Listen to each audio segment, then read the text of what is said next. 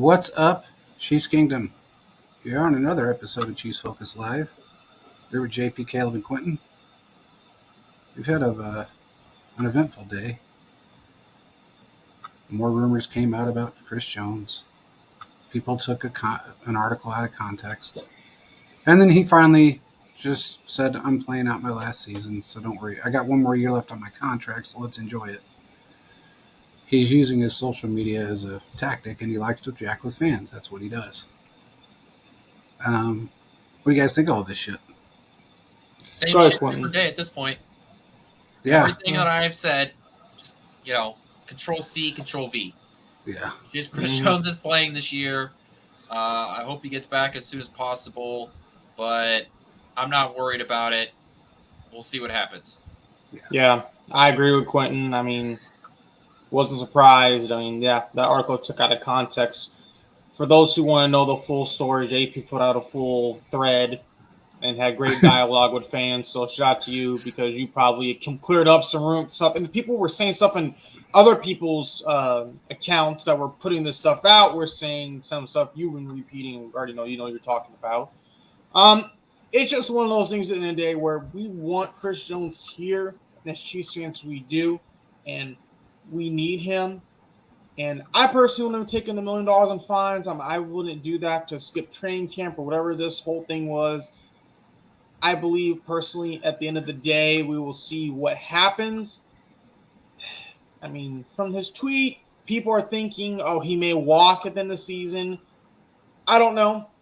No. If it happens, it is what it is. If not, I've learned pretty quickly. We cannot be attached to players besides the cornerstones. And the cornerstones are really at this point is Mahomes and Kelsey. So it's just one of the things. Eventually, if he moves on, it is what it is. I mean, it's going to hurt. It's going to suck. Yeah, we'll get like a second or third compensatory pick. But at the end of the day, I would expect the Chiefs and specifically all the people who love doing mock drafts in the NFL to find a defensive lineman of Chris Jones' caliber in college because this whole situation has kind of shown where Chiefs need some help. They need a little bit of help there. So that's all I got to say about that. Quinn said, Control C, Control V. Here's the thing.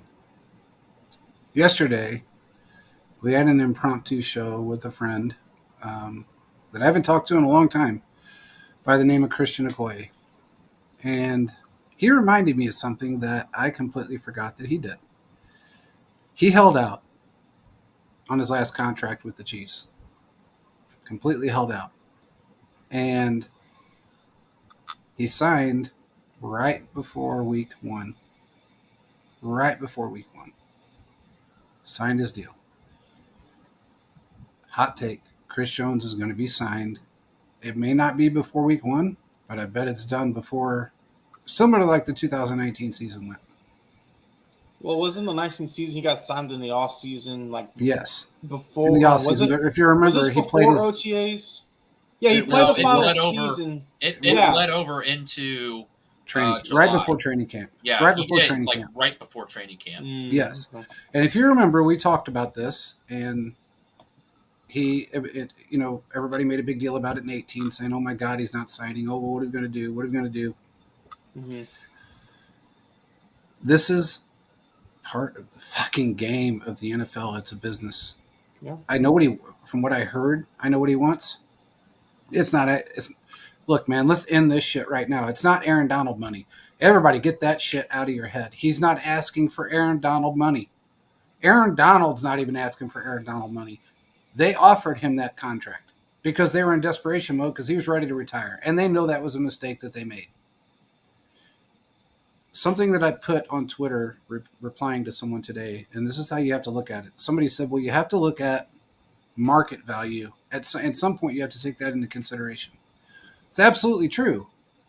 But you also have to look at the fact that when your top players in that position is paid $32 million a year, $31.7 million a year, and then the second closest to him is $26 million, that's a pretty damn big gap.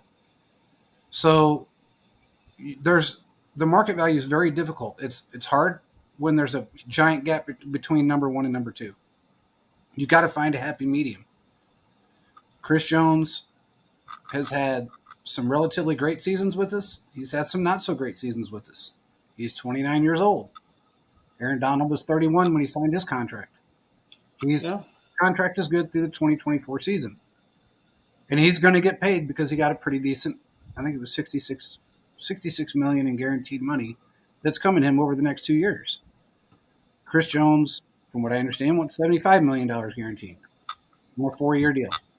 You're not asking to be the highest paid player. That simple. So everybody out there that keeps throwing around Aaron Donald money because some dumbass that with a name decided to post that he wanted Aaron Donald money, that's not true. It's not true. He doesn't want $30 million a year either. He knows that's a fictional number. He wants guaranteed money. This is his last contract. Last contract. Mm-hmm. It's a long-term contract. I'll put it that way. You go for the gusto on your last long-term contract. And you want guaranteed money because, as we all have seen with numerous players, you can say you make $30 million a year, but you're not anywhere near that at the end of the day. Yeah. But the guaranteed money and the injury guarantee is what keeps you in the game and keeps you wanting to play for that team. And I guess this might come to a question for Veach, and they'll never answer this to the public. This will be an in-house question. Do they think Chris Jones's production could drop off? I mean, at some point you have to find replacement. And I give this example all the time. DeForest Buckner was on the 49ers. That Super Bowl season, they weren't able to come to a contract agreement. They shipped him to the Colts for a first-round pick to end up giving David Kinlaw. So I don't know. At the end of the day, it does concern me a little bit, but I feel like it could work out at the end of the day. I hope it does. I just don't want them to give him all this money, and then we have a situation like a Justin Houston, where he was hurt a bunch and things like that. So for all my Chiefs fans, before the Mahomes era, this contract kind of like this happened beforehand, and it kind of hurt the Chiefs. And as JP says all the time, it put them in cap hell. It hurt the team greatly until Veach was able to help them figure it out. And I feel like that's what he could be worried about.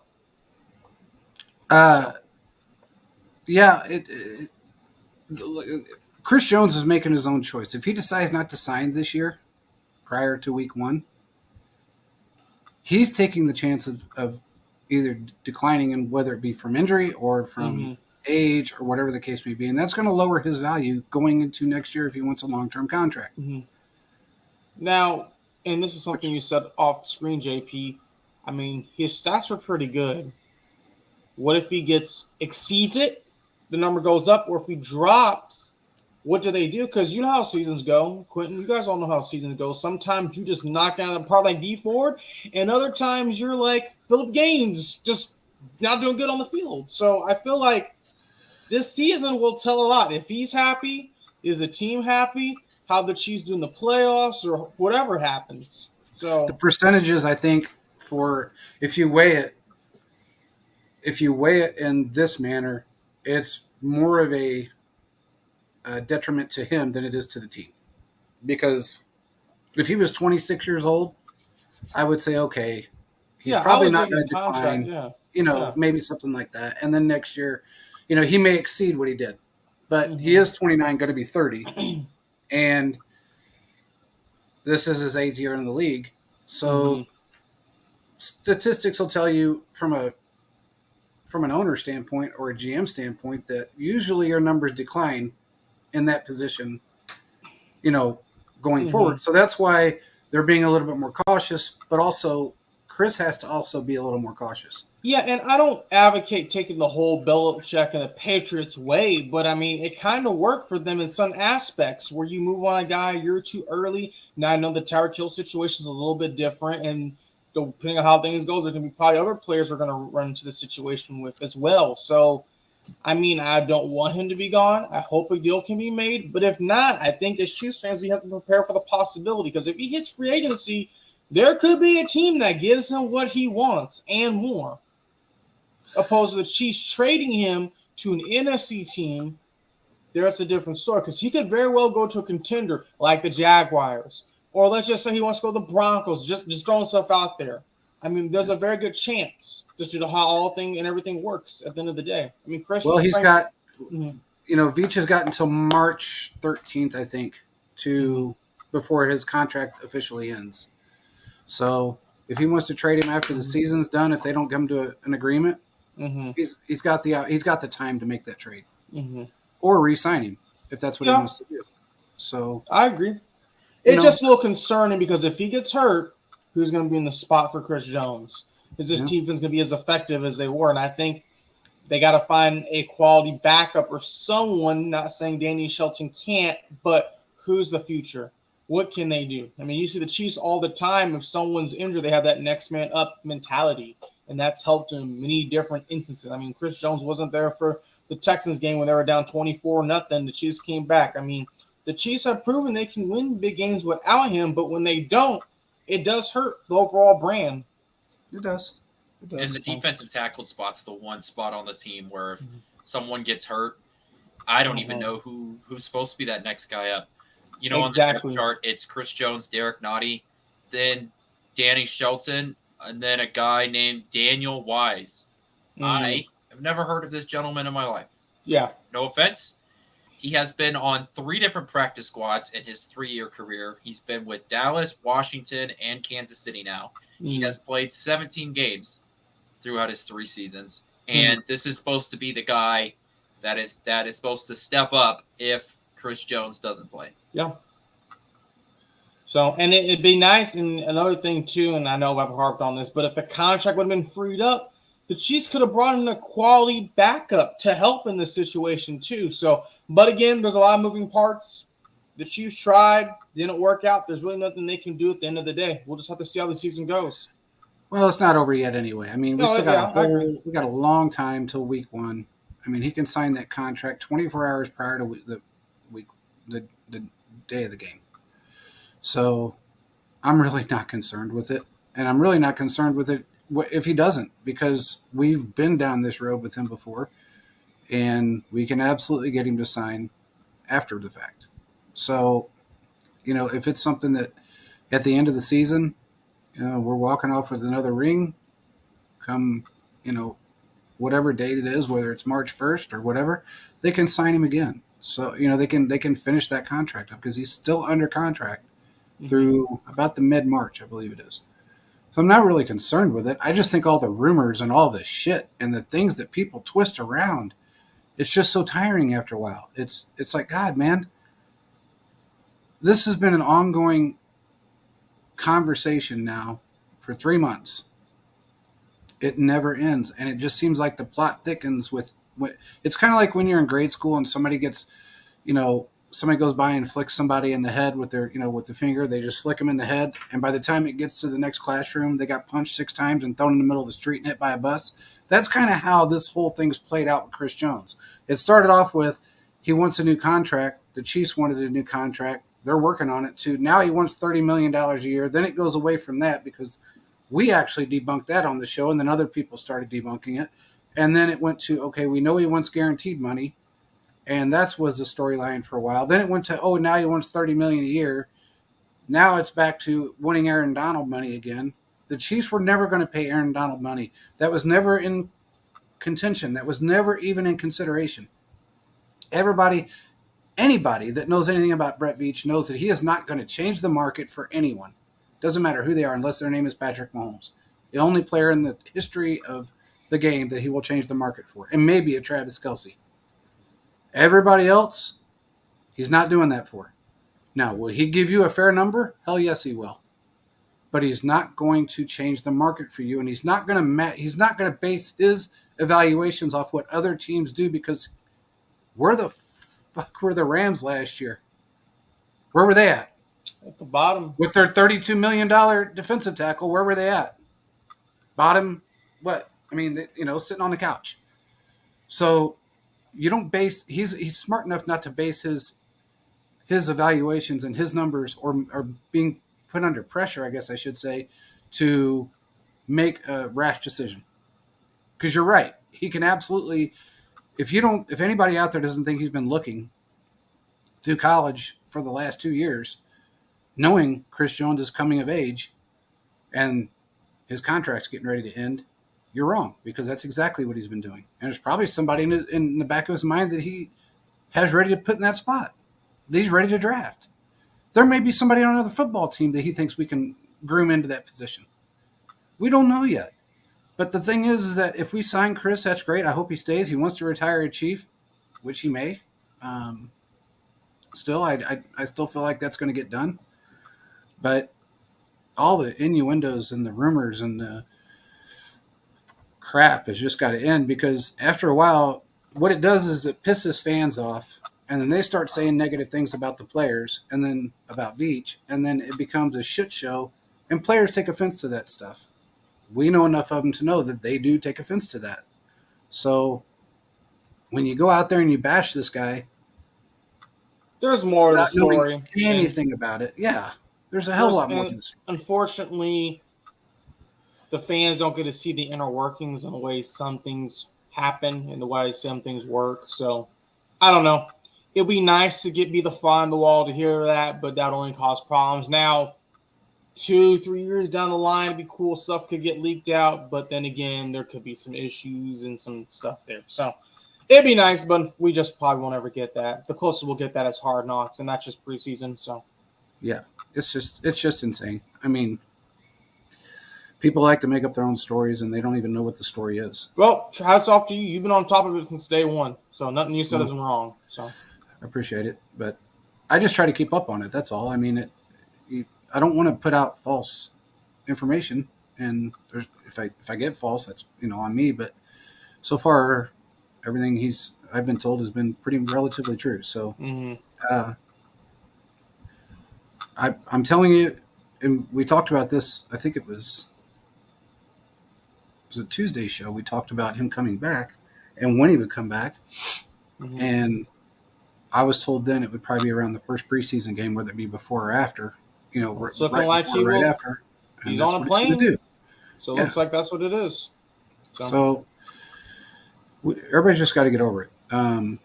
We got a Super Bowl to win. He knows this. Everybody knows this. It's going to end up getting worked out. We got a great season ahead of us. So let's just move forward and move on. There was a game tonight.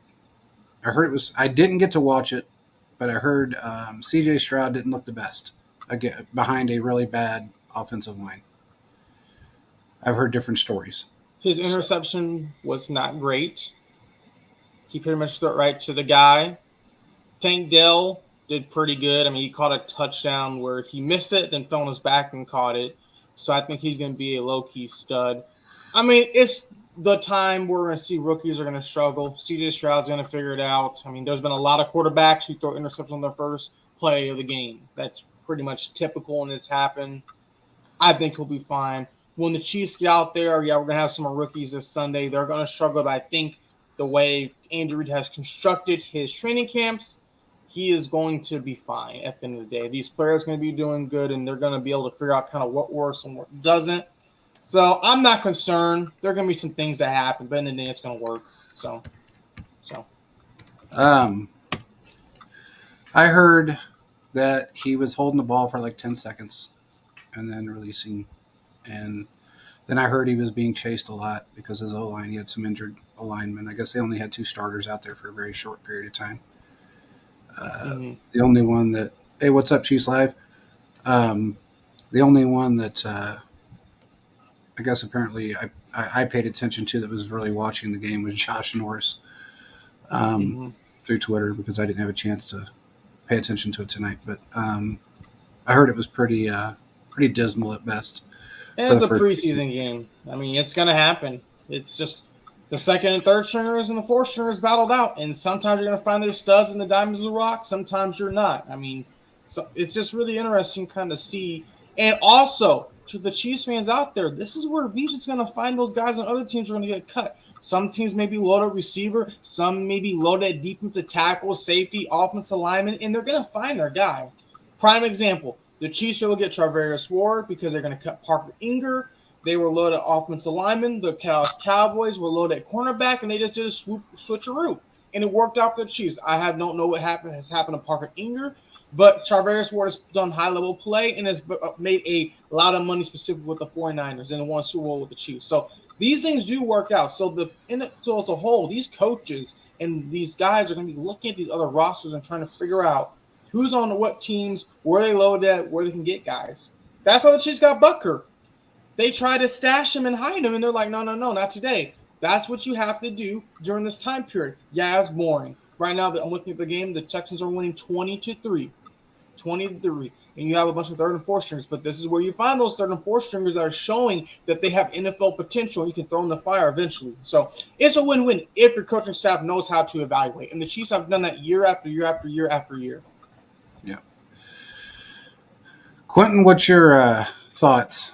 You've been kind of quiet. Well, first of all, I don't know if you guys saw this. The Chiefs put their depth chart out, right? Their unofficial preseason depth chart. Yeah. There's a player who was ranked as the 7th wide receiver. Oh, it's crazy how that works. That someone's been talking about this the whole offseason and it comes to be true. But I wanted to talk about on Tuesday we talked about some of the starters we wanted to look out for. I wanted to give your guys' opinion and go through the depth chart and see if there's any guys backups that you want to watch for Sunday. Any particular players you're looking out for? I'll go ahead and start. Absolutely. I want to see what Felix does. Felix Anudike-Uzomah. Look, I forgot this, and I wrote an article about this yesterday about some of the guys that I wanted to watch. And, Felix had that offseason hand surgery, missed out on some of the OTAs. I don't know how much it's affected him up until now, but I want to see what he looks like in live action. Mm-hmm. First-round draft pick. I don't know how much the Chiefs are going to depend on him. It seems like, early on, you're going to have to depend on him at least a little bit without Charles Omenihu out there. Yeah. So I want to see what the Chiefs got with their second first-round defensive end draft pick, in a row. Local guy, saw him play when he was at K-State. Let's see what happens. So I think Felix is definitely going to be the guy that I'm going to have my eyes on the most just because it's an important position. It's one where if Felix comes out looking good, man, do you feel so much better about that defensive line? He would take a lot of pressure off of some of these guys if he comes out and it just looks competent. He doesn't need to come out there and get a bunch of sacks. I need him to have, sound tackling. I need him to not give up, dumb runs like cutbacks. If it's a running play, I need you to stay gap sound, okay? Don't flush right down the line of scrimmage and let the running back bounce outside. Sound fundamental football, and that would make me feel very good about Felix heading forward. It's a good choice. The guy I believe who I really want to watch, I'll probably listen to him on the radio, is Nick Jones, 7th-round pick. We just had a thing with these 7th-round cornerbacks. He has just done something that's like, how, why, where did you find this guy? Seriously. When did you make the transition? Nick Jones has just been balling out in camp. Now, we see before that, we had another cornerback who was doing good. He had an ACL tear. I expect him to come back next year. But Nick Jones from Ball State, which I believe is MAC, so I think Tuesday or Thursday Night Football, he has done a phenomenal job. Preston, man, has done great going against some of our wide receivers. So I can't wait to see what he's going to do in this game, even the preseason against other guys. Because what I have seen and heard, he has impressed me. Kind of like we saw with Watson last year, who just tore off the page and got a pick six and did all these different things. I have a feeling Nick Jones could possibly do that and may be able to make his way into the rotation. And I believe with this quarterback room being so deep, we're going to see a lot more rotation than what we've ever seen before. Now, we also have the cornerstones, but let guys like Nick Jones and them get in there in certain situations, which I think is going to be really, really helpful. So that's my I agree with you. I like to see what he can do. Well, I want to see what or how or when, I should say. I want to see when number 7th on the depth chart decides to, when he takes over that position at number 3. Because I have a strange feeling that's going to happen. The only reason why he's 7th on the depth chart and you got Watson at 3 is because Watson's been around the system longer and he knows the playbook. He's not necessarily a better player. He just, I'm not, dogging on him in any way. I just think Ross is a better player. I think he's got more instinct. I think he's stronger. I think he's got amazing running ability, and I feel like by the time preseason's up, he's going to be number 3 on the depth chart, or maybe number 4. But I want to see what Justin Ross does, and I feel like we're going to see Justin Ross and Rashee Rice are the two that I'm really interested in. Now, one player that stepped up, and I wish I could remember his name right now. I actually watched a play today with him in it. Caught a diving pass. He's wearing number 27. Why can't I think of his name right now? You loved him, Quentin. What's his name? Nico Romingo? Yeah. Yes. He made a hell of a catch today in practice, and I was thoroughly impressed because that ball was overthrown by about 4 yards, and he made sure he caught that ball and he tucked it. It didn't touch the ground. He had a corner on his back. I feel like he's the guy that people need to kind of keep an eye on too. You never know who's going to make this roster, but I will say this. I feel like we're still going to run with 7 wide receivers. Yeah, I think Nico, I wrote an article about him during the pre-draft process, and I said that he was going to be a late round pick for Kansas City to try and sneak, and they end up getting him as an undrafted free agent, which is even better. I saw him as the punt return guy just because we didn't have that guy, and I'm not putting Kadarius Toney as my punt returner because I'm not putting my number 1 wide receiver back as my punt returner. So I could absolutely see him getting stashed away on the practice squad and getting developed into a wide receiver. I am in no way going to say that Justin Ross is the 7th wide receiver and then somehow justify Nico making the 53-man roster. That's just not going to happen. I will say this, though, in terms of guys that I want to watch on the offensive side, I want to see how Richie James does in this offense. Now, part of the problem is that I don't know how much you can pull away from wide receivers in preseason, especially veterans who aren't going to struggle with getting to know the system, right? It's one thing if a rookie comes in and struggles, you can kind of get that, okay, they're not getting, the system down yet. But a veteran like Richie James, I don't know what exactly you can get from him, how he's going to play in this offense. Don't get me wrong, it's important for him to play these snaps and get back onto a football field, get some live contact. Personally, as a fan, as someone trying to analyze the game, I just don't know how much I can get away from it, seeing how any of these wide receivers play heading into the preseason, besides maybe they have like some badass jump ball catch, and that'll end up on Twitter for the next 48 hours. So wait a minute. Am I reading this correctly? They got Sky Moore he's first on the depth chart. Is that correct? I think it's split. You have to go bottom up. Okay, so I'm looking at somebody else's here. Yeah, because I think you have to like turn the. That's how I think that they're trying to. If you're looking on the Chiefs depth chart on their website, I wasn't looking at theirs. I was looking at Nate Taylor's or somebody's. Okay. Yeah, it was Nate Taylor's, and he's got. It looks like Sky Moore, Richie James, Justin Ross, Cornell Powell, which is weird. So you must be right again. He's got MVS, Justin Watson. Andy Reid will speak tomorrow after practice, and he'll talk about some of the guys that are going to get playing time. I assume he's going to say that each quarterback is going to get a quarter, and then Patrick Mahomes will go 75 yards and get a touchdown, and he'll get pulled out. So we're going to see a lot of Blaine Gabbert on Sunday. Yeah. I assume that's what's going to happen. Most likely.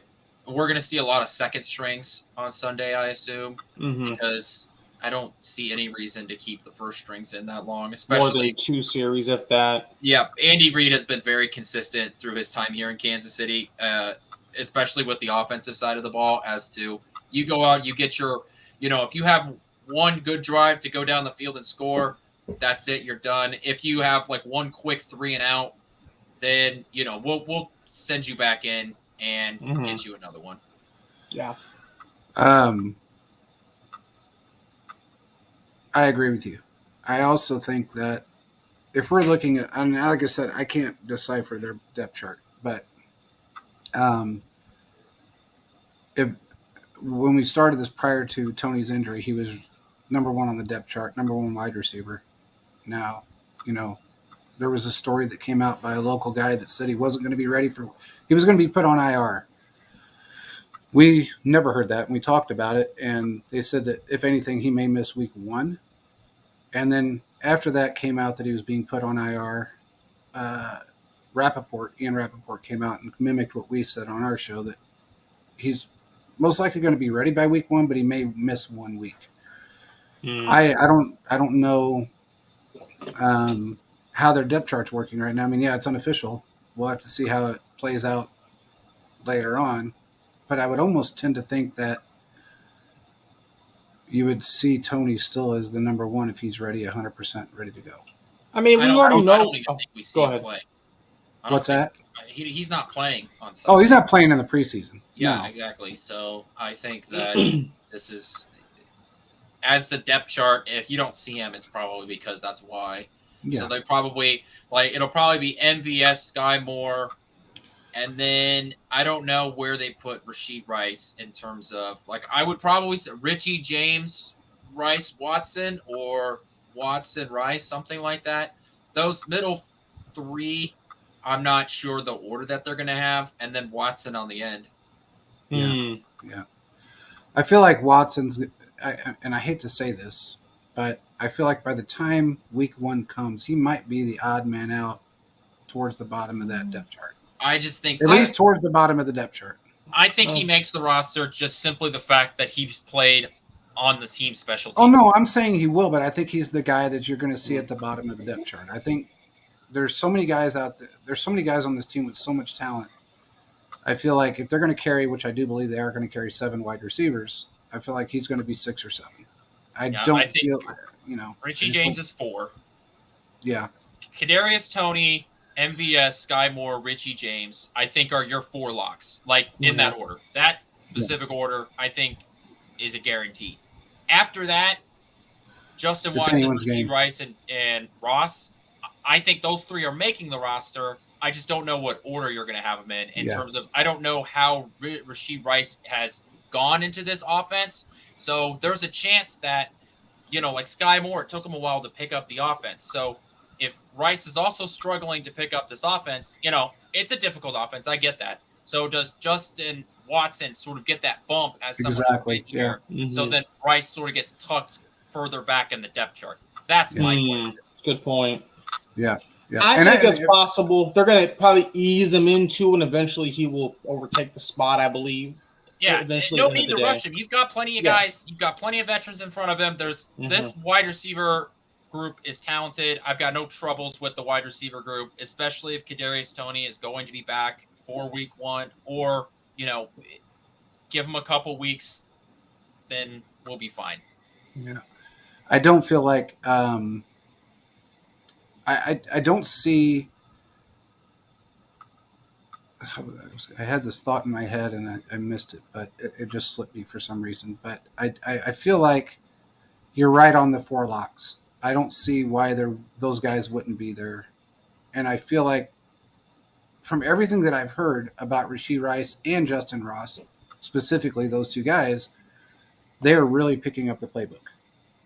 And this is not just people talking on a press conference. This is guys that I talked to that said they are fucking phenomenal. Yeah, it's just going to come down to opportunity, and for these guys to put up significant stats, I literally do not think the opportunity is going to be there because there's only so many passes to go around.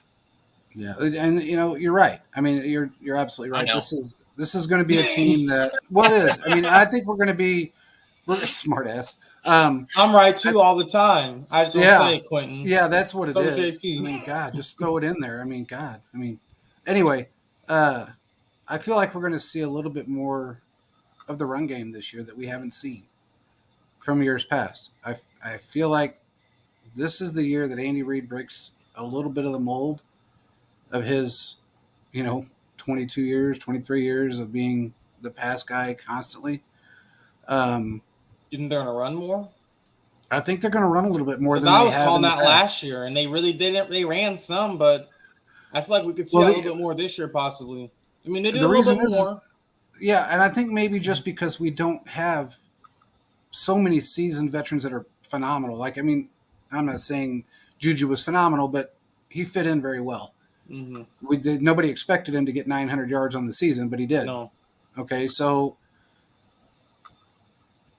yeah, I think Sky Moore is going to step up. I think MVS is going to play a bigger role, and I think he's probably going to be in the same yardage range, but I think he's going to have more touchdowns.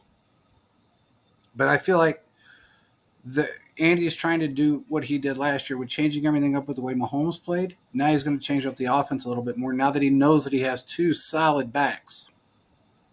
I mean, phenomenally solid backs that can go out there and just do so many amazing things, whether it be catch out of the backfield, pound the rock, open up lanes, whatever the case may be. You've got two guys that are really good. And then you got McKinnon that God knows where he'll end up at. I mean, this guy could end up in the end zone 45 yards downfield, and everybody will miss him. And that's happened, what, 8 times last year? So I think it's just going to be a change up from what people are used to with this football team. I still feel like you're going to see some deep passes, and I think you're going to see a little more deep out of Mahomes this year than we did last year, simply because he has more weapons. And Andy's going in a little deeper in the playbook, but I also feel like you're going to see a little bit more of the run game. So are we finally going to see Platonic bombs now? Just throwing deep, catching it for touchdowns? I mean, like 40 yards? Like, yeah. Boom, boom. I feel like that's what we're going to see. We're going to see, a lot more of those than more than we've seen last year anyway. Mm-hmm. We're going to see more along the lines of what we had seen out of him in 2018, where he was dropping bombs 40, 50, 60 yards downfield because we've got the guys that can actually make it down there and get open. So there's no way Ross isn't making this team. That's not going to happen. If they carry 7 wide receivers, which I think they do, I think 7 is Ross. One of the guys, and I couldn't find it in the chat, but somebody did in the chat. They brought up Prince. And I Prince think is the guy I was talking about. Yeah, Clyde and Prince, I think, get heavily used in the preseason because I know Pacheco's still wearing the yellow shirt. Okay, so he's not getting used in this preseason, and Jerick McKinnon is about 1,000 years old, so I know what he is. So it's wrong, man. Use Clyde and use Prince, specifically a lot of Prince, and show off. Showcase what he can do. Mm-hmm. Let's see some of these other offensive lines try and run block. I want to see guys like what can Wanya Morris do, right, in the passing, but also the run blocking game, because run blocking is a much more aggressive style. Let's see what the rookie can do, making an advance on a defensive lineman in the NFL. So I want to see what Prince has to offer. I know they've got a couple of other running backs on the roster, but to me, those are mostly just camp bodies. Prince is really that one guy where, if they carry 4 running backs, which is possible, then I think he makes the team, or he gets stashed away on the practice squad. Yeah. And, you can move forward with that. So Prince is the other guy that I really want to see on the offense. There's not a lot of other guys that I'm really interested in. And honestly, there's not really a ton of guys that I'm looking at the roster and I'm like, you know what? This person would surprise me if he made the roster. We kind of already know who's going to work out and who's not at the end of the day, I feel like. I'll be honest with you. I think the Prince versus Clyde, it's pretty much set in stone. Prince is the more all-around player in camp. Now we need to see how it's going to translate to a game. That's one thing we could see there. It's just a lot of different moving parts, and I believe we're going to see some of those 6th and 7th round guys kind of showcase some stuff, but you never know. Maybe we'll be surprised with some of the stuff we'll see. Maybe some of the guys we want to see pop off do. So a lot of stuff can happen. So I'm not worried per se, but I will give with Quentin. It's kind of like we already really know what's there. So it's not like no mystery, if that makes sense. Because usually in years past, we're like, I think this person or I think that person. Kind of like we already know the model. We already know everything's going to work. What's going to happen if that? So, well, that's the thing. Clyde, look, man, I hope they use the shit out of Clyde in preseason. I really do. I want them to use him more than they use anybody else, simply because of the fact that I want to see. Oh, I take that back. I want to see an even number. I want to see a 50-50 use between Clyde and Prince, because there is a 70% chance that Clyde's going to get injured. Well, I'm due not to trying to what be a we've dick, seen, I mean, due to what we've seen, but you're I mean, not wrong. there is a very good chance that he's going to get injured. So I don't see him making this team. I still don't see him here week one. I don't think we're going to carry 4 running backs. I think we're going to carry 3, because we're going to go with more of the wide receiver, with the 7th wide receiver. And I don't see how Clyde fits in the system. They didn't pick up his 5th-year option for a reason. I mean, it's pretty simple. I know he's not production right was now. low. He's not his production was low. He did okay when he was on the field, but how often was that? 14% of the snaps last year. Yeah. So, look, man, when it all boils down to it, Prince is going to take that position, and you're probably going to see Prince, McKinnon, and Pacheco, and they're going to be your 3 backs. And I feel like Prince has all the tangibles to be a very elusive running back, simply because of his size and the fact that he's very fast, and he's a great ball catcher. Mm-hmm. He runs routes very well. So if you can get a guy like him that can block, run the ball, get skinny when he needs to, and then also be elusive enough to find his way downfield and snag a ball out of the air, you got your versatile player that you need. I think the 1-2 punch between him and Pacheco are going to be phenomenal to see throughout the season. And he's more durable. It is what it is. He's more durable. Right now, I think, and I want to bring up, I was going to bring up tight ends before we end, the end of the show. Let's get to the tight ends really quick. Man, Noah Gray, I am very, very surprised with Noah Gray.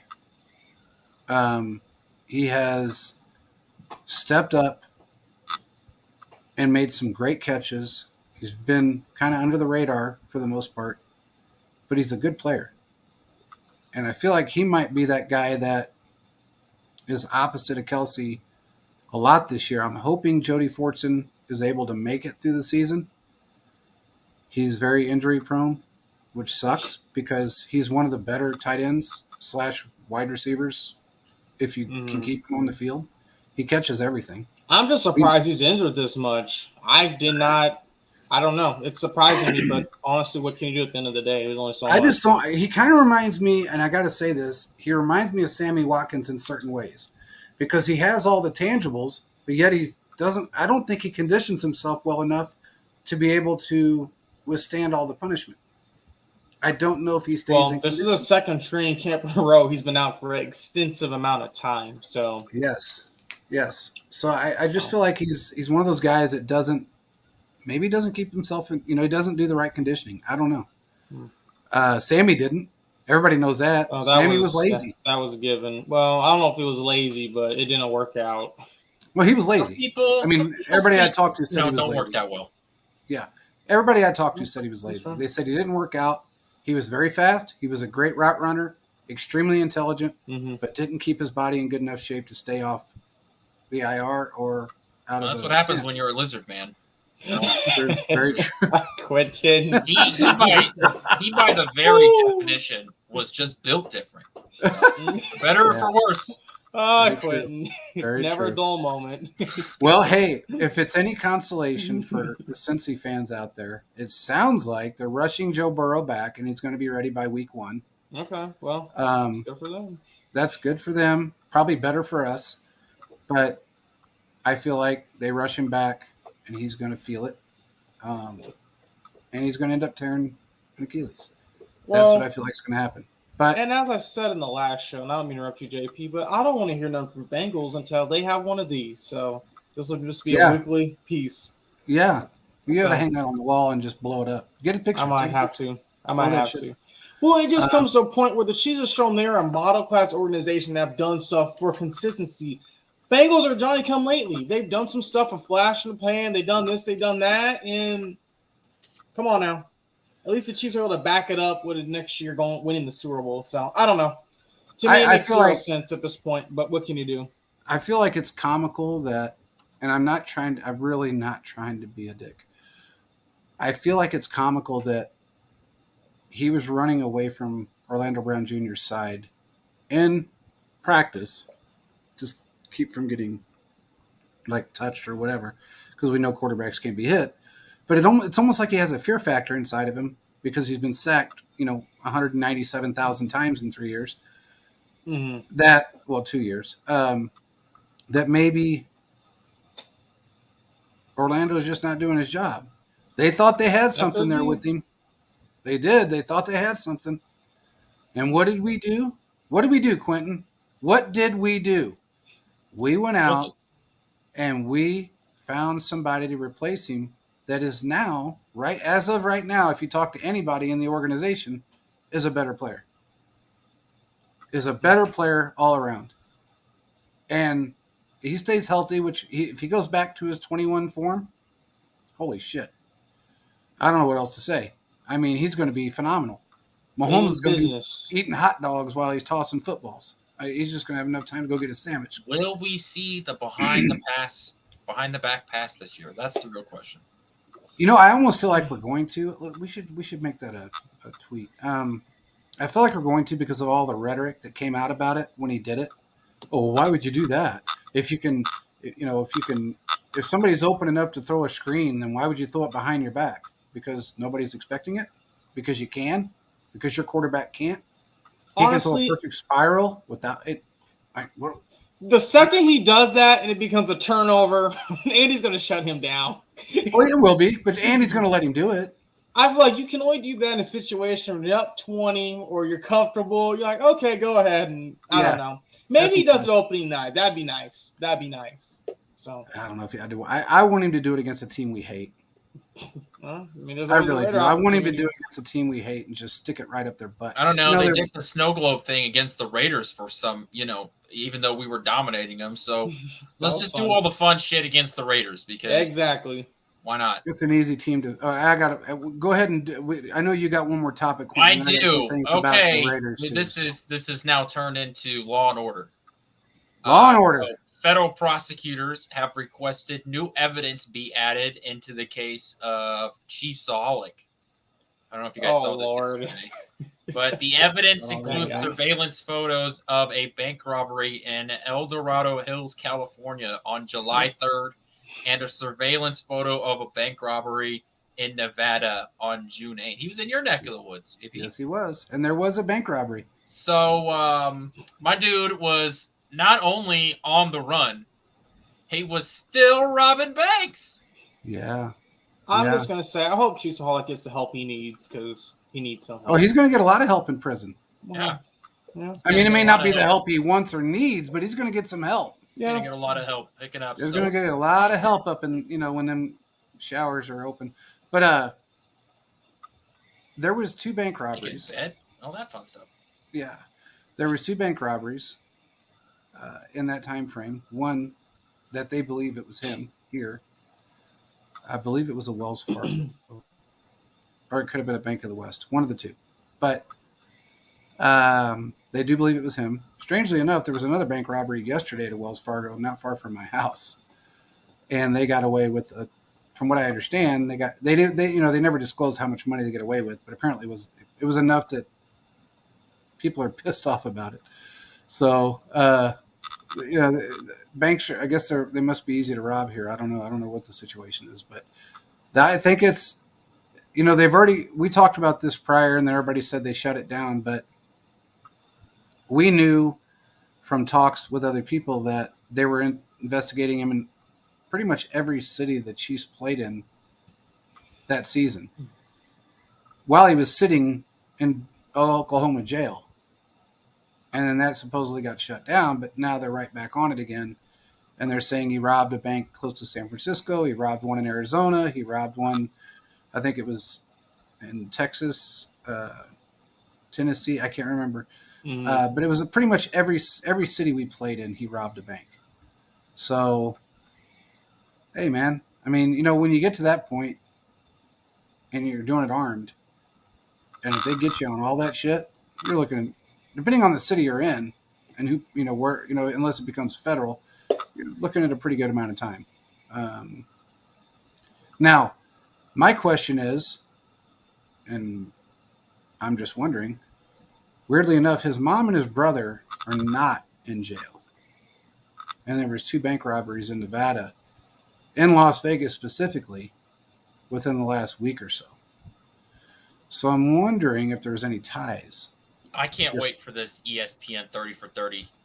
It's going to be great. And today, this morning, he fired his public defender. So yeah. I'm hoping that he defends himself, and we just get some awesome clips coming out of the courtroom. I mean, just some real good one-sounders. You guys want a documentary so bad. So bad.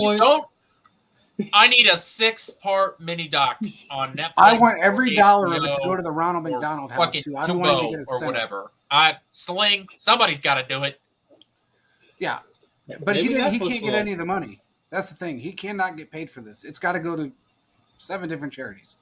However much money is made, it's got to go to somebody else. Why? He wouldn't get paid for it anyways. He would too. Unless he's unless he's directly involved in it. He has to sign off on it. No, he doesn't. I bet he does. No. So you're telling me that somebody can make a documentary about anyone without them signing off on it? It's all public knowledge. Yeah, I guess you're right. Maybe so. Yeah, McDonald's Supersize Me. I don't think they consent to that at all. They avoided them. So yeah, that's true. That poor guy. Well, anyway, let's get to the Raiders really quick. Since they're in my neck of the woods and I hear a lot about them from my friends here, they're really going to be bad this year. I'm not saying this because I hate the Raiders, and I do. But they're not going to be very good. I have a serious question about the Raiders. When is Jimmy Garoppolo's next physical? Don't know. Good question. Remember, because he failed that physical. I was thinking about this morning. He failed that physical, and he's supposed to. Oh, no, he's passed it. He had his second one. He's already passed it. He's already passed the second physical. Foot, leg, hand, he's fine. Something was broken. His foot. So he's going to be their starting quarterback? Yeah, right now. 6 weeks before he gets hurt. It depends on if he plays in preseason or not, which he most likely will not. They're not going to take the chance of getting him in preseason. Yeah, but their backup quarterback, by the way, is the kid that saved Josh McDaniels' job last year when he, was moving on from Derek Carr and the whole situation unfolded the way it did. He's a very strange kid. I don't know any other way of saying it. He's different. He kind of reminds me a little bit of Nick Foles. He's got a mustache with nothing else, which that screams 1978 porn star. Neither here nor there. They're a different football team, and I think they're going to struggle in so many different ways this year. This is rebuild upon rebuild. I mean, it's everybody I've talked to that's close to that team doesn't have an ounce of faith in this team winning more than 4 games. That's how bad they think they're going to be. So I don't know what your guys' take is on that, but it sounds like to me they're going to be pretty damn bad. It's the Raiders. Devontae Adams will be traded within the first 6 or 7 games of the season, and they will be it'll be another season like why they missed on the draft picks. I don't know if I told you this story, JP, but when Quinn and I was at the draft, when the Raiders took their first round pick, there was a Raider fan behind me, and I turned around, and he looked so disappointed. He's like, really? This guy? Seriously, Quinn, I don't know. He's absolutely correct. What's crazy is that it was hard to tell he was disappointed because Raiders fans are always disappointed. So for us, that was just his face. But when we had a small talk with him, he was in fact disappointed. He was not happy. He was like, really? That's the new thing. It's just the Raider face. When you see somebody that just looks pissed and disappointed all the time, that's just a Raider face. Yeah.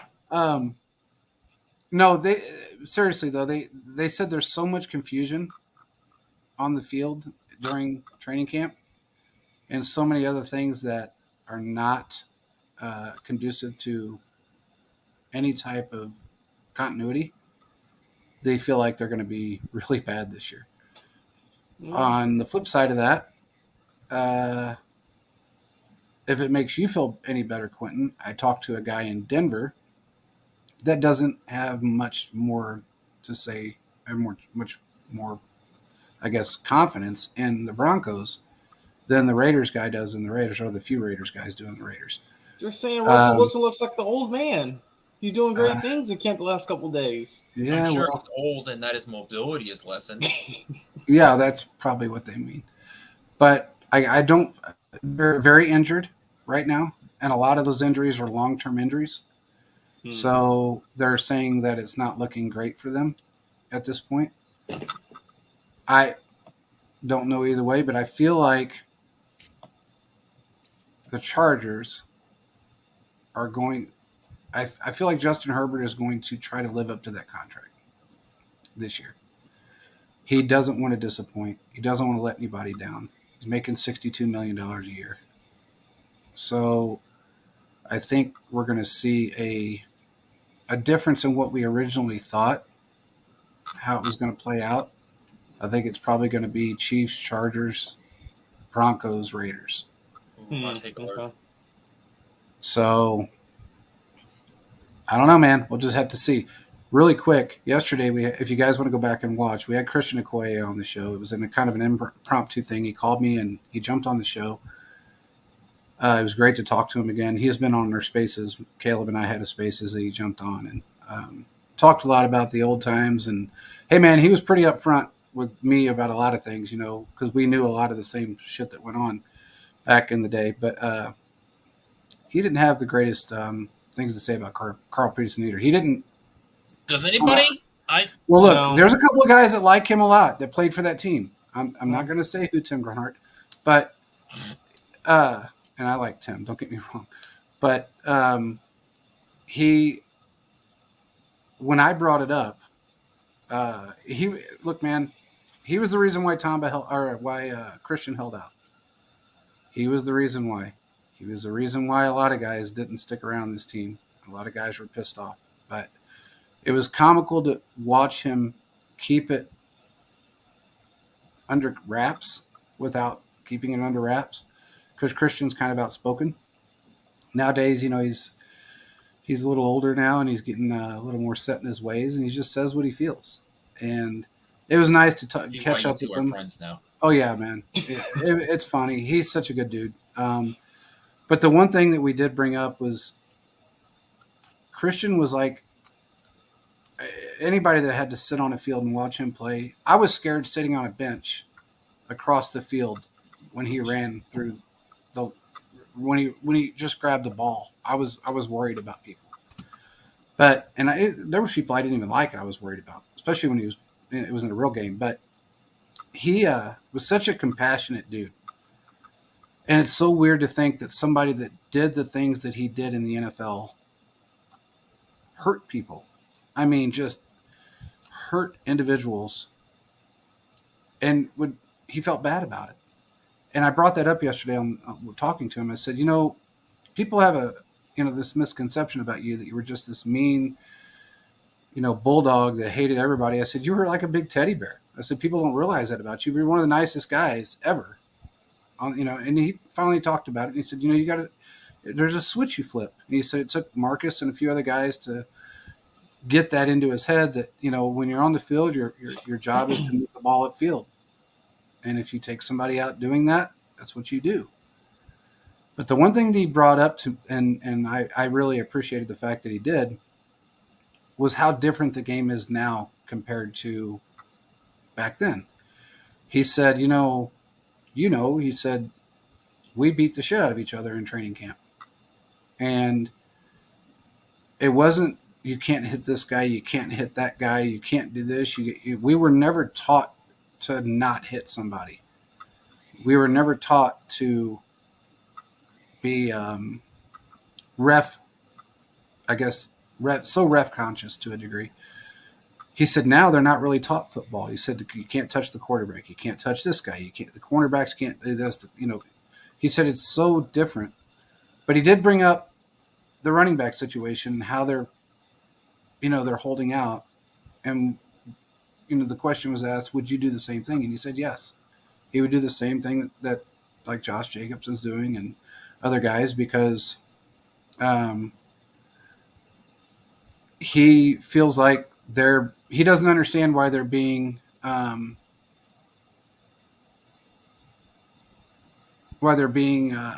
ousted as far as the money. He said it's like they're not valued anymore. I don't know what you guys think. What I said was, well, the running back position has changed so much, and it's now an air attack league, and you got to be more of a versatile player. You got to be able to catch, do a lot of different things, and it's not just smash mouth football like you played so well. And he agreed to that. But what do you guys think of that? I mean, he feels like they're being shunned, like they're not even a player that's useful anymore. I think, he knows, the running back position, he's did that position as a fullback, basically running back. He understands the beating they take and what's expected of them, and they should be paid adequately. Old school versus new school. We're seeing we're getting that transition out of that belief. And for him, I obviously can see that it hurts him because he understands how much and what else goes into that position. And because of that, he's like, well, yeah, I would sit up because I'm doing this, and this, and I'm helping the team win. And if you didn't have me, very well, we couldn't have won some of these games, but you don't want to play me adequately. I agree with him 100%. Does it suck? Yes, but it is what it is. So nothing really can do. And we specifically brought up Saquon Barkley because he has about the same feeling about Saquon as I do, as I wish to God he played for the Chiefs. And he's one of the best running backs in football. But he carried the Giants last year. Carried them. Yeah, and that's the thing we're going to see. It's just one of them things where it's at the end of the day, at the end of the day, what we're going to see over time is just running. Unless something changes where there's a minimum contract for running backs, which we probably will never see happen, we'll see the same thing continue to happen over and over and over again. So, yeah, nothing really new is going to happen. Well, it was really good catching up with them. By the way, there is a Arena Football League that's starting in 2024 in Kansas City. It's called the Kansas City Goats. Yes. Christian Okoye. Goats run on the field? No, Christian's one of the owners of the Arena Football League or the Arena Football team that is going to be in Kansas City, and they are called the Goats. They've got everything together. They're putting it together now. Guys, go back and watch the show. He'll tell you all about it. Also, go on Amazon because he did write a book. And I told him, I said, you are now the second Chiefs player that I've known forever that I never expected to write a book. It's you and Tim Grunhart have written a book. And he started laughing. He said, yeah, I didn't expect to write a book either. But he did. It's on pre-sale right now on Amazon. Go out and get it. We're going to put it on the website for him. I told him we would. And check it out because it was a good show. It was nice to have him back on and talk about old school, new school, and the things that went on and how they're going on. Just came across Twitter. Chris Jones put up a cool emoji. We don't have time to decipher tweets. I don't have it in my soul anymore, JP. I really don't know what it means. I don't think it means anything other than cool. We just need a Chris Jones tweet translated like they had for AB at this point. So this guy, I wish to God fans would understand that he loves fucking with people. I wish that's his fun. Does anybody understand? He has told everyone this. He loves doing this. He loves to jack with everybody. He's not the only player that's done it. He's just done it the most. Tyrann Mathieu used to do it all the time. But he didn't. Tyrann was a little more serious about the stuff he did. Chris just likes to mess with people. Now, I will see if there's anything movement on his contract. I don't think there has been as of yet, like right this minute, but maybe they've agreed upon something. Who knows?